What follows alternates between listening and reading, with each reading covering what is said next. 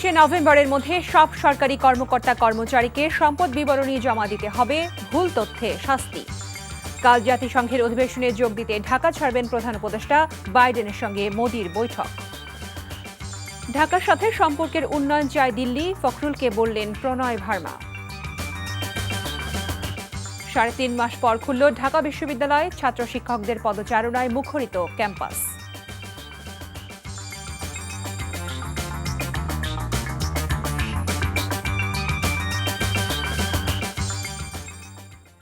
আসসালামু আলাইকুম, কানিজ ফাতেমা লোপা স্বাগত জানাচ্ছি এনটিভির সন্ধ্যার খবরে।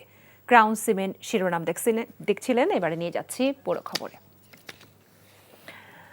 প্রতি বছর 31 ডিসেম্বরের মধ্যে ও চলতি বছর 30 নভেম্বরের মধ্যে সরকারি কর্মকর্তা ও কর্মচারীদের সম্পদের হিসেব সংশ্লিষ্ট কর্তৃপক্ষের কাছে জমা দিতে হবে বলে জানিয়েছেন জনপ্রশাসন সচিব ডক্টর মোখলেসুর রহমান। বিকেলে সচিবালয়ে এক ব্রিফিংয়ে এসব জানান তিনি। কেউ সম্পদের হিসেব না দিলে ও ভুল তথ্য দিলে আইন অনুযায়ী শাস্তি হবে বলেও তিনি জানান। তবে এই হিসেব জনসম্মুখে প্রকাশ করা হবে না ও তথ্য অধিকার আইনেও কেউ আবেদন করে তথ্যে পাবেন না বলেও জানান সচিব। রিপোর্ট করছেন রকুনউদ্দিন। সরকারি কর্মচারী আচরণ বিধিমালা 1979 অনুযায়ী সব সরকারি কর্মকর্তা ও কর্মচারীদের সম্পদের হিসেব 5 বছর পর পর নির্ধারিত কর্তৃপক্ষের কাছে জমা দেওয়ার বিধান থাকলেও এতদিন তেমনভাবে আমলে নেওয়া হয়নি। অন্তর্বর্তী সরকার গঠনের পর বিষয়টি নতুন করে আলোচনায় আসে। জনপ্রশাসন মন্ত্রণালয়ের পক্ষ থেকে গঠন করা হয় কমিটি। তাদের প্রতিবেদন অনুযায়ী এখন থেকে প্রতি বছর সম্পদের হিসেব দিতে হবে বলে জানান জনপ্রশাসন মন্ত্রণালয়ের সিনিয়র সচিব। আয়কর বিবরণী জমা দেওয়ার সাথে যার সম্পর্ক নেই, নির্ধারিত ফর্মে জমা দিতে হবে এই হিসেব। সম্পদ বিবরণী 31শে ডিসেম্বরের মধ্যে জমা দিতে হবে প্রতি বছর। যেহেতু এই বছর আমাদের নতুন একটা বছর পাইনি, ভাঙা বছর, এই জন্য এই বছরেরটা 30শে নভেম্বরের মধ্যে জমা দিতে হবে। এবং এটা কিভাবে জমা দিতে হবে? এটা সিলগালাকৃত খামে সংশ্লিষ্ট কর্তৃপক্ষের নিকট জমা দিতে হবে। বিজ্ঞ আদালতের আদেশ ও সংশ্লিষ্ট কর্তৃপক্ষের অনুমোদন ব্যতীত সম্পদ বিবরণীর তথ্য সম্পূর্ণ বা আংশিক হস্তান্তরযোগ্য নয়। ক্লজ 2, সম্পদ বিবরণী অতি গোপনীয় দলিল বিধায় এক্ষেত্রে তথ্য অধিকার আইন 2009 প্রযোজ্য হবে না। এ সময় তার কাছে সাংবাদিকদের প্রশ্ন ছিল, সরকারি চাকরিজীবীদের সম্পদের হিসেব কেন জনসম্মুখে প্রকাশ করা হবে না? না, এটা ফান্ডামেন্টাল রুল। আপনার কি ব্যাংক অ্যাকাউন্ট আপনার হাজব্যান্ড একটা ওয়াইফকে দেবে, ওয়াইফকে হাজব্যান্ড দেবে? এটা পজিটিভলি দেখেন। যখন যার বিরুদ্ধে কোনো সমস্যা হবে সে প্রোটেক্টেড না। মূল কথা হলো স্পিরিটটা হলো তার সম্পদ বিবরণী দেওয়া মানে তার একটা লাগাম। তারপরে যদি আনলিমিটেড হয় তাকে ধরার জন্য সেই ডিপার্টমেন্টালি ব্যবস্থা থাকবে।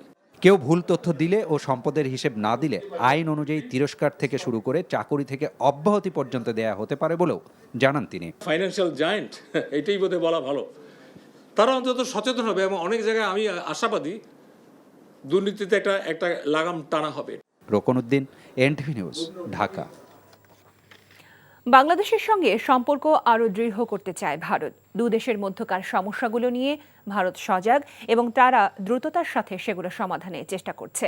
ভারতীয় হাইকমিশনার প্রণয় ভার্মার সাথে বৈঠক শেষে বিএনপি মহাসচিব মির্জা ফখরুল ইসলাম আলমগীর এসব কথা জানান। দু দেশের সম্পর্ককে আরও কিভাবে উন্নত করা যায় তা নিয়ে আলোচনা হয়েছে। হাসান মাহমুদের রিপোর্ট। 5ই আগস্ট ছাত্র জনতার অভ্যুত্থানের পর প্রথমবারের মতো বিএনপির সাথে বৈঠক করেছেন ঢাকায় নিযুক্ত ভারতীয় হাইকমিশনার। বিএনপি চেয়ারপারসনের গুলশান কার্যালয়ে দলটির মহাসচিব মির্জা ফখরুল ইসলাম আলমগীরের সাথে সাক্ষাৎ করেন প্রণয় ভার্মা। এ সময় উভয়পক্ষের নেতারা উপস্থিত ছিলেন। ঘণ্টাখানেক বৈঠক শেষে মির্জা ফখরুল সাংবাদিকদের জানান, সীমান্ত হত্যা, অভিন্ন নদীর পানি হিস্যা এবং আঞ্চলিক নিরাপত্তার মতো সমস্যাগুলো ভারতকে সমাধানের আহ্বান জানিয়েছেন তারা। আমাদের পানি সমস্যার কথা বলেছি এবং সেগুলো দ্রুত সমাধান হওয়া দরকার, সেই কথাগুলো বলেছি। আমাদের সীমান্তে হত্যা বন্ধ করার প্রয়োজন, সে কথাগুলো আমরা তাদেরকে বলেছি। সেই সঙ্গে আমাদের যে আপনার সিকিউরিটি যে বিষয়টা আছে এই বোথ কান্ট্রিজ, সেটা নিয়ে আমরা কথা বলেছি। তারা বলেছেন যে তারা এই বিষয়গুলো সজাগ এবং তারা চেষ্টা করছেন দ্রুততার সঙ্গে সেই সমস্যাগুলো কীভাবে সমাধান করা যায়।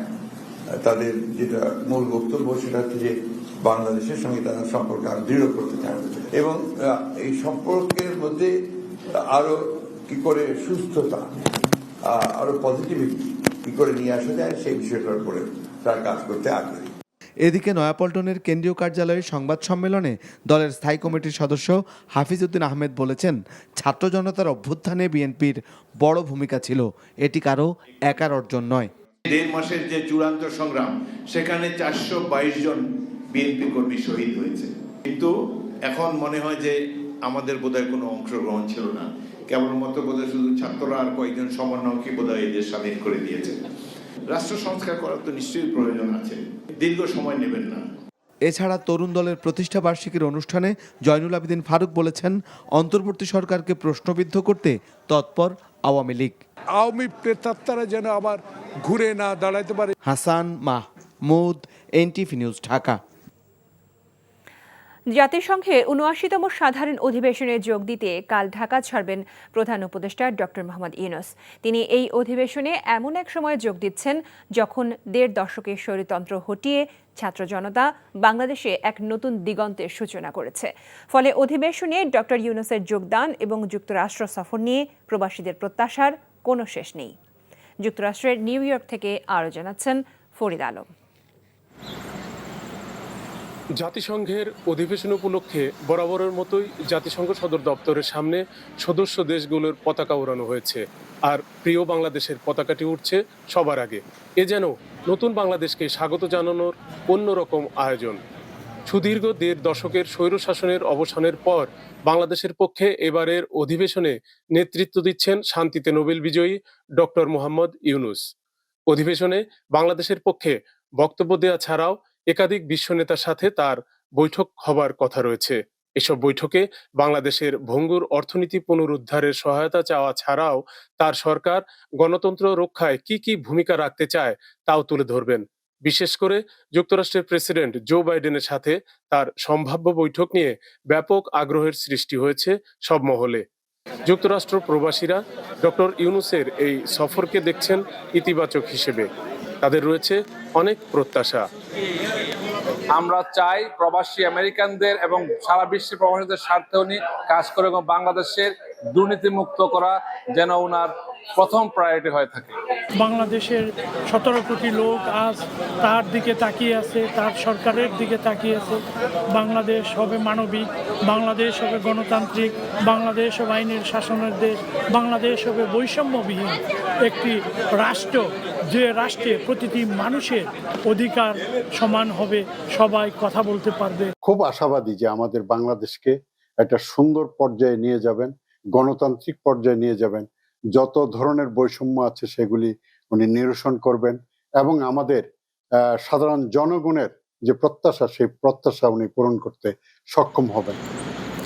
এদিকে জাতিসংঘে বাংলাদেশের সদস্য হওয়ার ৫০ বছর পূর্তি উপলক্ষে ২৪ সেপ্টেম্বর জাতিসংঘে বাংলাদেশের স্থায়ী মিশনে বিশেষ এক অনুষ্ঠানের আয়োজন করা হয়েছে।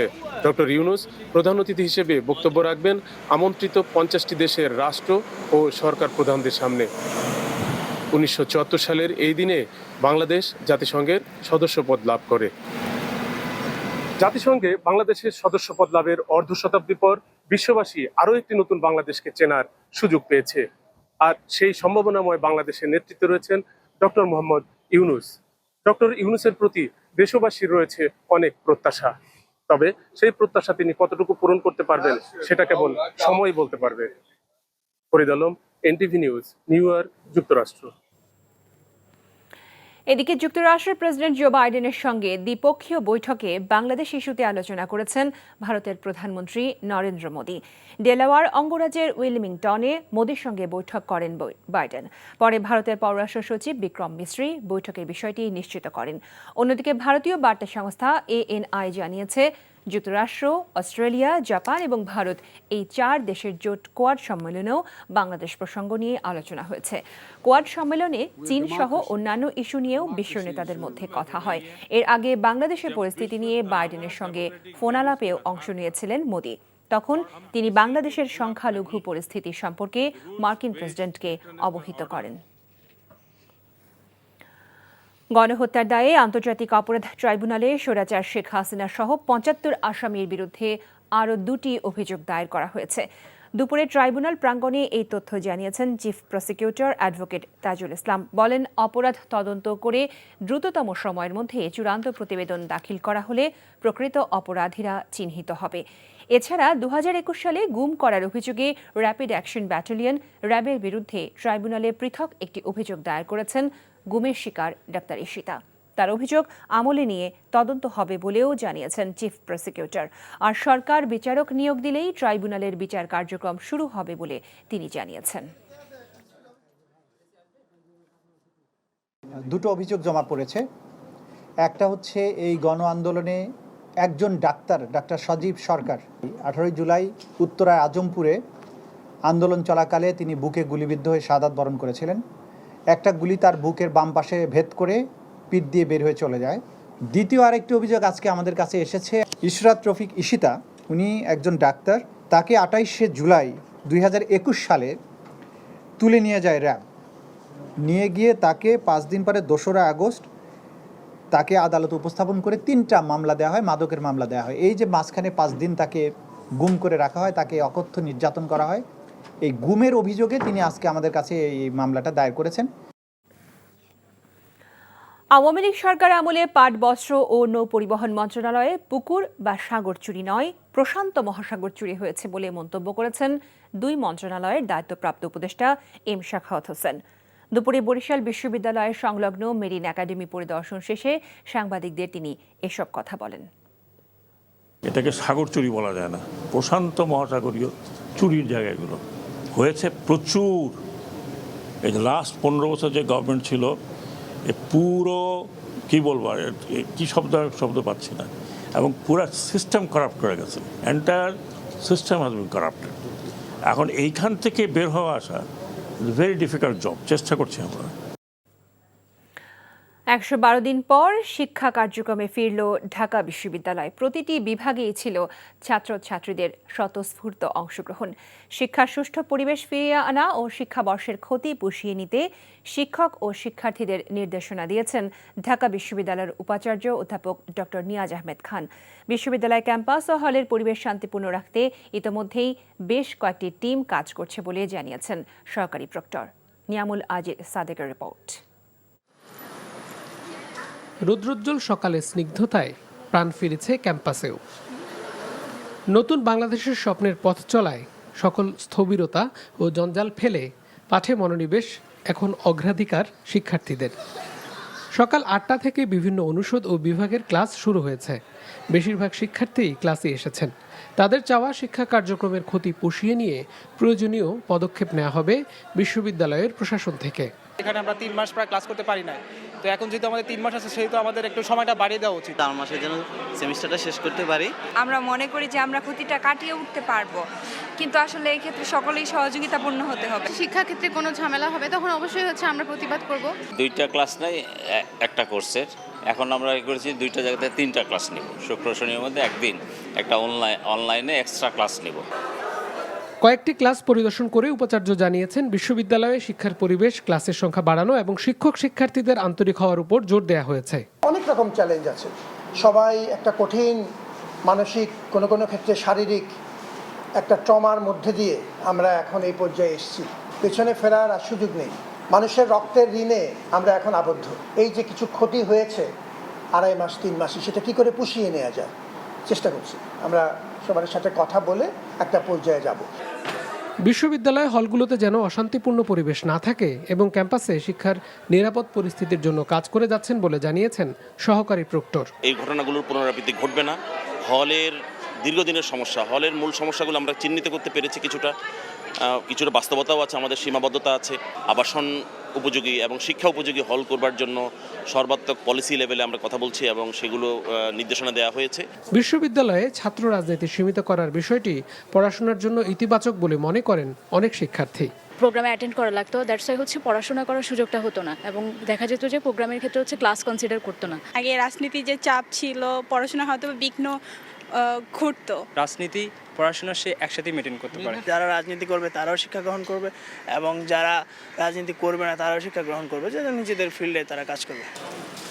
ছাত্র সংসদ সক্রিয় করার মাধ্যমে ছাত্রদের কল্যাণে কাজ করার বিষয়েও মত প্রকাশ করেছেন বেশিরভাগ শিক্ষক ও শিক্ষার্থী।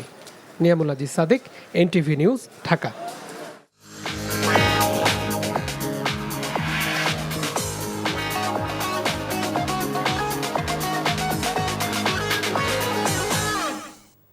নগদ নিবেদিত অর্থনীতির খবর। ভারতের দুর্গোৎসব উপলক্ষে দেশটির বিশেষ অনুরোধে বাণিজ্য মন্ত্রণালয় নিজে থেকেই ৩,০০০ টন ইলিশ রফতানির অনুমোদন দিয়েছে বলে জানিয়েছেন মৎস্য ও প্রাণী সম্পদ উপদেষ্টা ফরিদ আখতার। তবে মৎস্য ও প্রাণী সম্পদ মন্ত্রণালয় ইলিশ রপ্তানির পক্ষে নয় বলেও তিনি জানান। এদিকে অর্থ উপদেষ্টা ডক্টর সালেউদ্দিন আহমেদ বলেছেন, দেশের বৃহত্তর স্বার্থে ভারতে ইলিশ রফতানির সিদ্ধান্ত নেওয়া হয়েছে। তামজিদ সুমনের রিপোর্ট।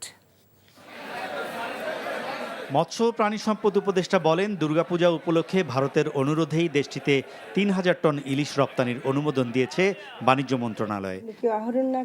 তিনি বলেন, এ বিষয়ে তার মন্ত্রণালয় কোনো সিদ্ধান্ত দেয়নি। সকালে সচিবালয়ে সাংবাদিকদের প্রশ্নের জবাবে উপদেষ্টা বলেন, তার মন্ত্রণালয়ের সিদ্ধান্ত পূর্বের মতোই ইলিশ রপ্তানির বিপক্ষে। বাণিজ্য মন্ত্রণালয় স্বাধীনভাবে এটা তারা দিয়েছেন এবং তারা একটা অনুরোধের প্রেক্ষিতে দিয়েছেন।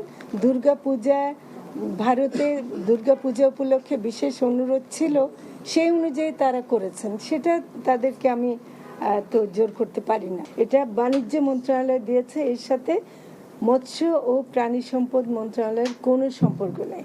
এটা এখনো যায়নি। যদি এর প্রভাবে দাম বাড়ে, সেটা আমরা মনে করি যে এটা বাড়া উচিত হবে না। দুপুরে সচিবালয়ে আইএফডি এর কান্ট্রি ডিরেক্টরের সাথে সৌজন্য সাক্ষাৎ শেষে অর্থ উপদেষ্টা সাংবাদিকদের বলেন, দেশের বৃহত্তর স্বার্থেই ইলিশ রপ্তানির সিদ্ধান্ত নেওয়া হয়েছে। একটা দেশ যাতে একটা ইমোশনাল ইনভলভমেন্ট, আমাদের ফ্রেন্ডলি কান্ট্রি আমরা বলি, এটা 0.5%ও না, 1%-এর নিচে। তা আমরা কেন একটা ইসেকে ইমোশনাল একটা ইমোশনাল, আমাদের বাণিজ্যিক দিক তো সুবিধা আছে, এক্সপোর্ট ফরেন যে পাবো তো আমরা কিছু, এমনি চোরাচালান হয়ে চলে যাচ্ছে এদিক সেদিক থেকে, আপনি সেটার কোনো পাচ্ছেন না। এটা আই ক্যান অ্যাসিওর ইউ, এটা অনেক বিবেচনা করে এবং এটার জন্য আমি বহু বাহাবা পেয়েছি। ভারতে যে পরিমাণ ইলিশ পাঠানো হবে, এর কারণে বাজারে ইলিশের দামে কোনো প্রভাব পড়বে না বলে মনে করেন অর্থ উপদেষ্টা। Tamjid Sumon, NTV news, Dhaka. নিষ্ক্রিয়তার দিন শেষ হয়ে গেছে উল্লেখ করে বন ও পানি সম্পদ মন্ত্রণালয়ের উপদেষ্টা সৈয়দা রেজওয়ানা হাসান বলেছেন, ভারতের সাথে অভিন্ন নদীর পানি বন্টন চুক্তি না হওয়াটা দুঃখজনক। সকালে ফেনীর পরশুরামের নিজ কালীপুর এলাকায় বন্যায় ভাঙন কবলিত বল্লামুখা বাঁধ পরিদর্শন শেষে তিনি এসব কথা বলেন।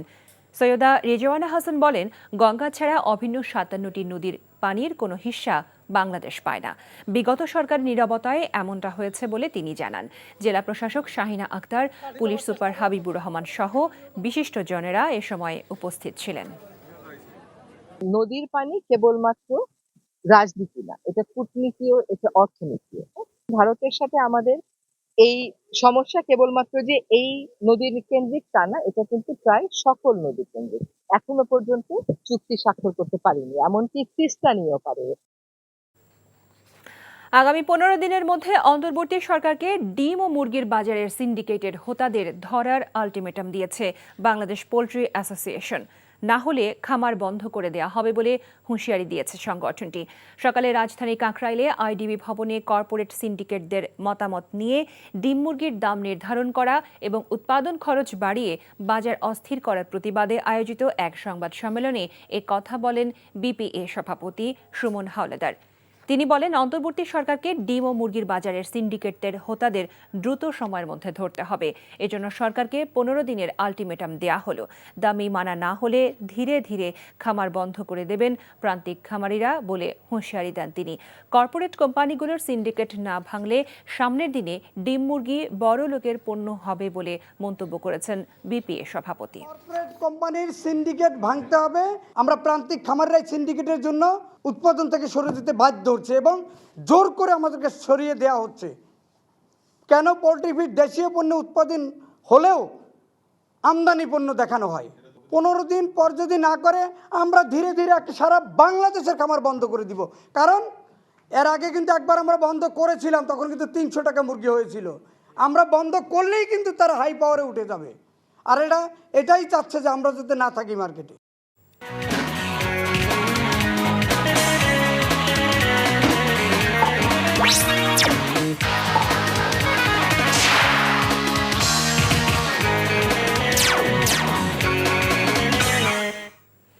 ইস্পাহানি প্রিমিয়াম টি খেলার খবর। সাকিব আল হাসানকে একাদশে নেওয়ার সিদ্ধান্ত অধিনায়ক হিসেবে কঠিন হয় কিনা এমন প্রশ্নের উত্তরে ম্যাচ পরবর্তী সংবাদ সম্মেলনে শান্ত বলেছেন, ব্যক্তি নয়, খেলোয়াড় বিবেচনায় একাদশ বাছাই হয়। আমি যেটা দেখি যে কতটুকু কষ্ট করছে এবং কামব্যাক করার জন্য যা যা করা দরকার সেই কাজগুলো করছে কিনা, টিমের প্রতি ইন্টেনশনটা কীরকম, এই জিনিসগুলো আমি খেয়াল রাখি। অনেকে ভাবতে পারে হয়তো সাকিব ভাই দেখে আমি বলছি, বাট জিনিসটা এরকম নয়। একটা নাহিদ রানা থেকে শুরু করে মুশফিক ভাই পর্যন্ত সেম জিনিসটাই কিন্তু আমি দেখার চেষ্টা করি। তার প্রিপারেশন কেমন বা টিমের প্রতি তার চিন্তা ভাবনা কেমন, সে টিমকে ভালো কিছু দেওয়ার জন্য ওই অনুযায়ী প্রিপারেশন নিচ্ছে কিনা। সো এই জিনিসটা দেখে আমি হ্যাপি। খবর শেষ করছি, তবে যাবার আগে ক্রাউন সিমেন্ট শিরোনামগুলো জানিয়ে দিচ্ছি আরও একবার। 30শে নভেম্বরের মধ্যে সব সরকারি কর্মকর্তা কর্মচারীকে সম্পদ বিবরণী জমা দিতে হবে, ভুল তথ্যে শাস্তি। কাল জাতিসংঘের অধিবেশনে যোগ দিতে ঢাকা ছাড়বেন প্রধান উপদেষ্টা, বাইডেনের সঙ্গে মোদির বৈঠক। ঢাকার সাথে সম্পর্কের উন্নয়ন চায় দিল্লি, ফখরুলকে বললেন প্রণয় ভার্মা। 3.5 মাস পর খুলল ঢাকা বিশ্ববিদ্যালয়, ছাত্র শিক্ষকদের পদচারণায় মুখরিত ক্যাম্পাস। এই ছিল সন্ধ্যার খবরে। এই খবরের ভিডিও সহ আপডেট জানতে ভিজিট করুন এনটিভি অনলাইন www.ntvbd.com। এছাড়াও এনটিভির জনপ্রিয় সব অনুষ্ঠান ও খবরের আপডেট জানতে ভিজিট করুন আমাদের ইউটিউব ও ভেরিফাইড ফেসবুক পেজ। রাত 10:30টায় রাতের খবর দেখার আমন্ত্রণ জানিয়ে বিদায় নিচ্ছি। সবাইকে ধন্যবাদ এতক্ষণ সাথে থাকার জন্য।